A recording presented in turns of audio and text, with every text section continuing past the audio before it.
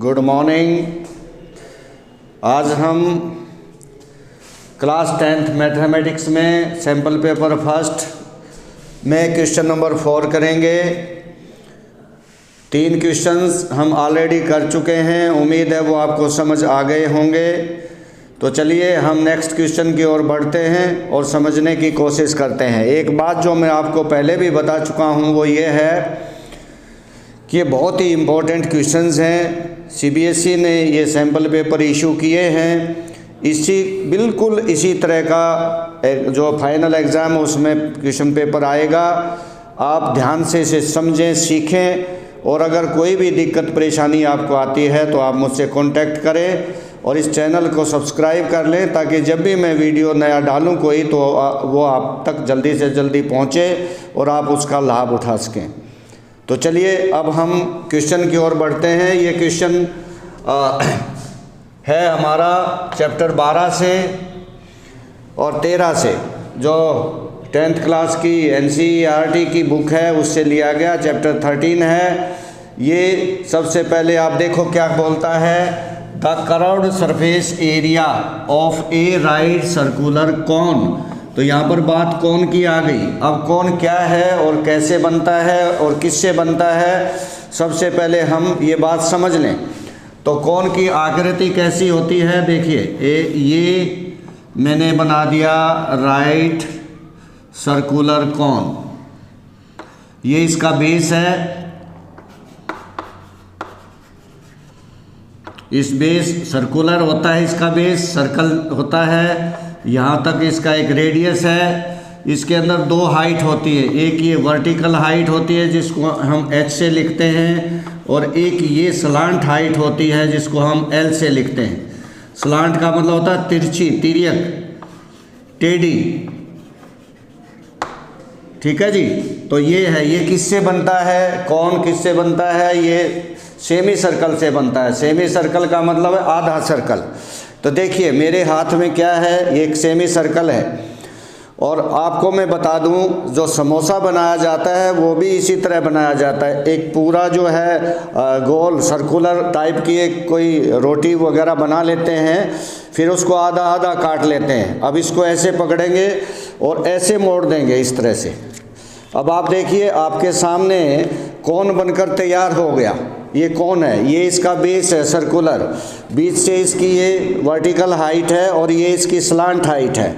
अब आप यहाँ देखें तो इसका बेस कैसा है, सर्कल है। ठीक है, जैसा कि मैंने यहाँ बताया आपको। और ये इसकी वर्टिकल हाइट, ये इसकी स्लांट हाइट। तो ये किससे बना, ये सेमी सर्कल से बना। कैसे बना देखो फिर मैं बता रहा हूँ। इस हिस्से को ऐसे पकड़ के ऐसे मोड़ेंगे तो आपका क्या बन जाएगा, ये कौन बन जाएगा, राइट सर्कुलर कौन बन जाएगा। अब देखिए जो इस सेमी सर्कल का रेडियस था, वो इसकी स्लांट हाइट हो गई, देख लीजिए यहाँ पे। और जो ये इसका एरिया था, वो इसका कर्व्ड सरफेस एरिया हो गया। अब ऐसे बन गया तो जो एरिया था वो ये पूरा हिस्सा बन गया। इसको लेटरल या कर्व्ड सरफेस एरिया कहते हैं। तो उम्मीद है ये आपको समझ आ गया होगा। इसी प्रकार से समोसा भी बनाते हैं, ऐसे इसमें कुछ मटेरियल जो पेस्ट वगैरह वो डाल के और तल के इसको खा सकते हैं। तो अब यहाँ पर हमने इसमें बताना कि इसकी स्लांट हाइट कैसे निकलती है, h² + r²। ये पाइथागोरस थ्योरम से होता है। ये L है, यहाँ पर ये राइट एंगल्ड ट्राइंगल हम यूज़ करते हैं। तो L² = h² + r², ये स्लांट हाइट। और हमें इन तीनों क्वांटिटी में से कोई 2 दे रखी है, h निकालना है तो L² - r²। और इसी प्रकार अगर r² निकालना है हमने तो हम कैसे निकाल लेंगे, L² - h²। इस प्रकार से हम इसमें करते हैं। अब तो कर्व्ड सरफेस एरिया इसका क्या आ जाएगा, जो इसने दिया है कर्व्ड सरफेस एरिया या लेटरल सरफेस एरिया, ये होता है πr_l। इसका फार्मूला होता है πr_l। तो चलिए अब हम इस क्वेश्चन को करते हैं। इसके बारे में कुछ जनरल बातें हमने सीखी, पता की। अब हम आगे बढ़ते हैं। तो सबसे पहले क्या दे रखा है इसमें, रेडियस ऑफ बेस। तो इसका रेडियस क्या दे रखा है, रेडियस ऑफ बेस क्या है, r। ये इसने दे दिया 56 सेंटीमीटर। और दूसरा इसने क्या दे दिया, कर्व्ड सरफेस एरिया, जो अभी अभी मैंने बताया क्या होता है, पाई आर एल। ये याद कर लीजिए, जो गिवन है कितना दे रखा है, ये गिवन है, देखो 12320 सेंटीमीटर स्क्वायर। अब यहाँ पर ये ध्यान रखिए, जब किसी भी फिगर का एरिया निकालना हो तो जो उसकी यूनिट होती है वो सेंटीमीटर स्क्वायर या मीटर स्क्वायर में होती है, वॉल्यूम निकालना हो तो क्यूबिक में होता है, इस बात का ध्यान रखना। और प्लेन कोई भी लेंथ वगैरह है तो वो मीटर सेंटीमीटर में होती है। तो पाई की वैल्यू अगर दे रखी है तो ठीक है, नहीं तो हम 22/7 लिखेंगे। आर हमारे पास गिवन है, एल हमारे पास है नहीं, तो वो हम यहाँ से निकाल लेंगे। अब देखो ये कट गया, 8 से कट गया, then L is equal to कितना आ गया, डिवाइडेड बाय 22 इंटू 8। अब इसको काट लेंगे हम पहले, चल किसी से भी काट ले, 8 से काट दिया।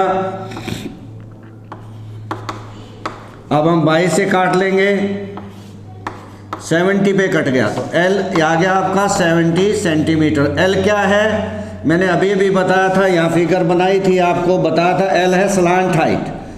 ये इसकी H वर्टिकल हाइट होती है, ये रेडियस होता है, ये स्लांट हाइट होती है। अब इसने कहा फाइंड इट्स हाइट, अगर हाइट लिखी हुई है तो आप वर्टिकल हाइट निकालेंगे, H निकालेंगे। स्लांट हाइट निकालनी होगी तो स्लांट वर्ड लिखा हुआ मिलेगा। तो चलिए अब हमारे पास ये चीज़ L आ गया। अब हमें क्या निकालना है, हाइट। तो हाइट क्या होगी, L square minus R square. तो L आपका कितना था 70, R आपका दे रखा है 56। अब इसको अगर हम हल करेंगे तो ये आपका कितना आ जाएगा, 4900 माइनस इसका स्क्वायर करेंगे 56 इंटू 56 3136 और 70 इंटू 70, तो ये आपका आ जाएगा 1764।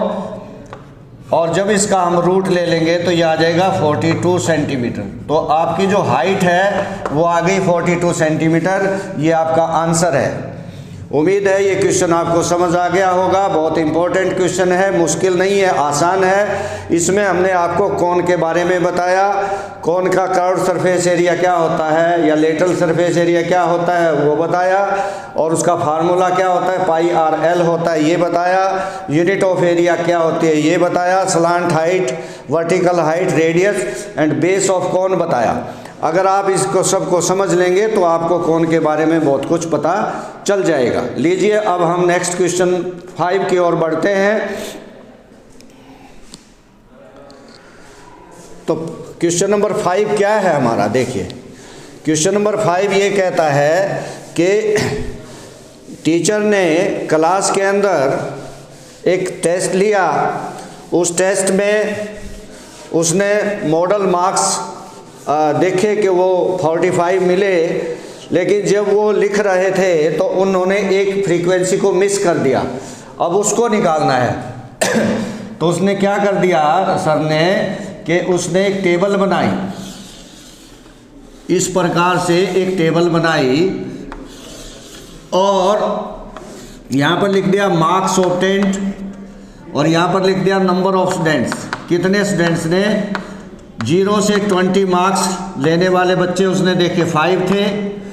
फिर उसने 20 to 40 मार्क्स लेने वाले बच्चे उसने देखा कि 10 थे।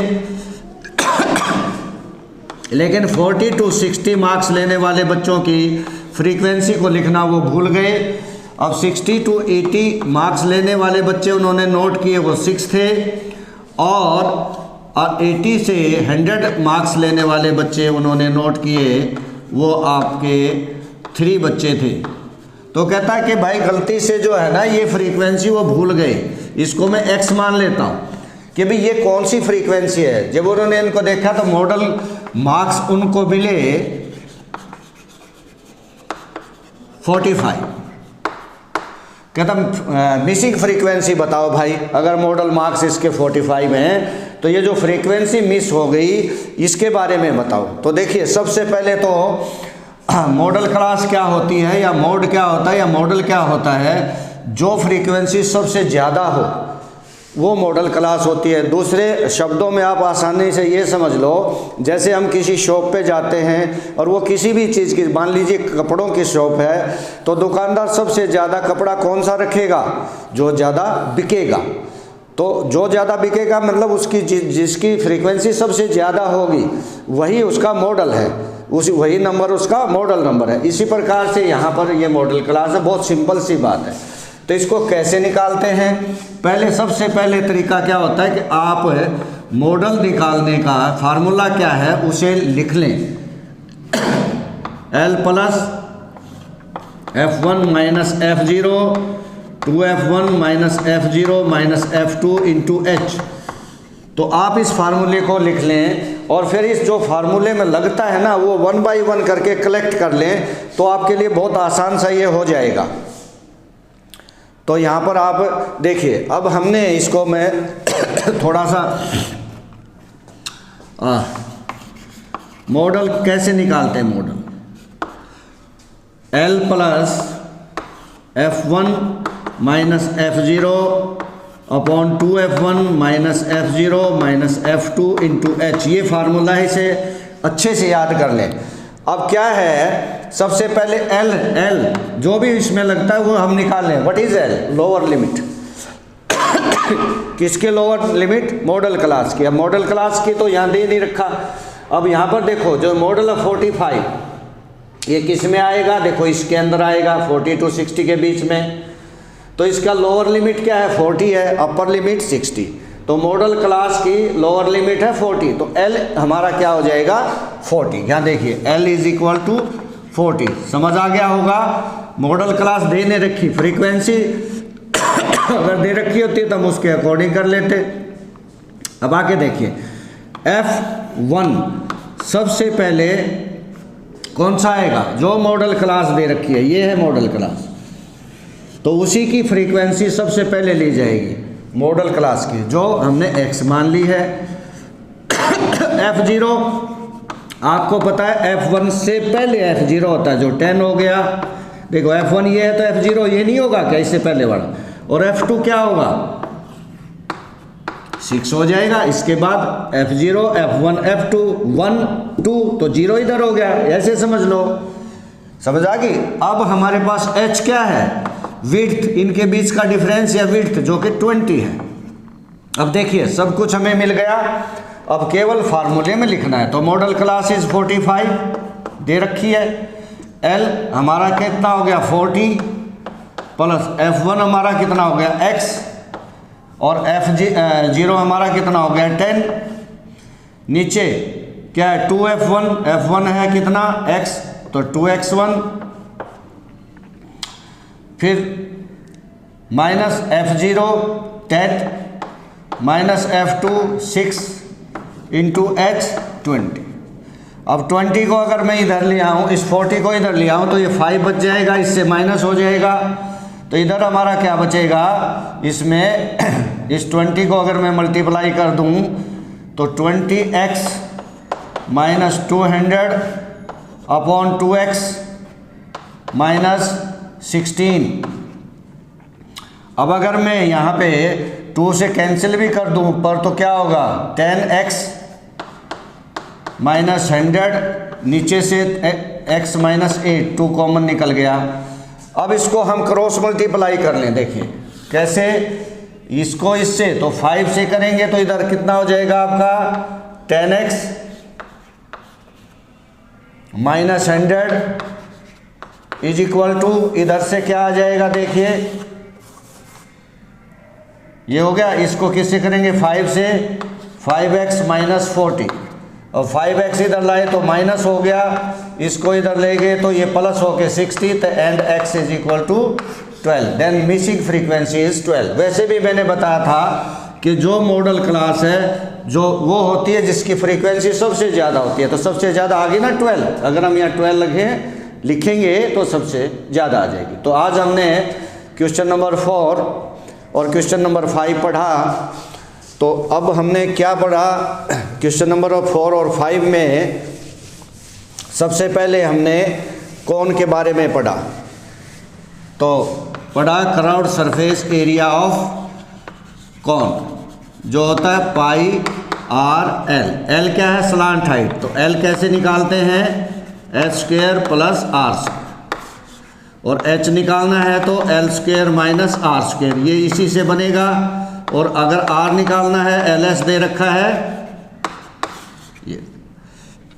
दूसरा मैंने इसकी फिगर आपको बताई और किस प्रकार से सेमी सर्कल से ये बनता है वो बताया। ये एच होता है, ये आर होता है, ये स्लैंट हाइट होती है। दूसरी चीज़ जो हमने पढ़ी वो पढ़ी मॉडल की, कि मॉडल कैसे निकालते हैं हम। L plus F1 minus F0 2F1 minus F0 minus F2 into H, ये फार्मूला हम लगाएंगे। यहाँ हमने बताया L क्या है, F1 F0 और क्या है H क्या है, सब के बारे में हमने बताया। ये चीज़ आज हमने सीखी, उम्मीद है ये आपको समझ आ गई होगी। कृपया प्रैक्टिस करें, क्योंकि मैथमेटिक्स ज़्यादा से ज़्यादा प्रैक्टिस करेंगे उतना ही ज़्यादा आपको समझ आएगा। चलिए, thank you, have a nice day. कल फिर नेक्स्ट क्वेश्चन के साथ हाजिर होंगे। Thank you.